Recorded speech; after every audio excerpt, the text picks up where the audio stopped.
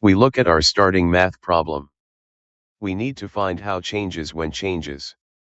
This problem gives us equals sine squared and equals cosine 2.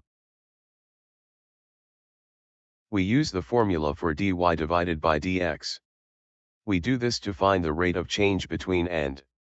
The rule says we divide dy divided by dt by dx divided by dt. We plan to find two different parts first. We do this to prepare for our main division step. First we must find dx divided by dt and then we must find dy divided by dt. We find the derivative of with respect to. We do this to get the bottom part of our fraction. We are looking at the change in sine squared. We use the chain rule for the part. We do this because there is function inside another function. We take the derivative of squared and multiply it by the derivative of where equals sine. We write the result for dx divided by dt as 2 sine times cosine. We do this to simplify our first part. The math rule gives us 2 sine times cosine. We note that 2 sine times cosine is equal to sine 2. We do this to make the next steps easier. This is standard trigonometry rule. We find the derivative of with respect to. We do this to get the top part of our fraction.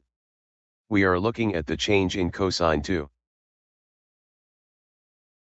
We use the chain rule for the part.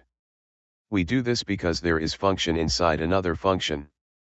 We take the derivative of cosine and multiply it by the derivative of where equals 2. We write the result for dy divided by dt as negative 2 sine 2. We do this to finish finding our top part. The math rule gives us negative 2 sine 2. We put both parts into our formula. We do this to find the final answer for dy divided by dx. We divide negative 2 sine 2 by 2 sine times cosine. We simplify the fraction using our helper rule. We do this to make the math smaller and easier. We replace 2 sine times cosine with sine 2, so we have negative 2 sine 2 divided by sine 2. We find the final answer of negative 2. We do this to finish the problem. We divide negative 2 sine 2 by sine 2, which leaves us with negative 2.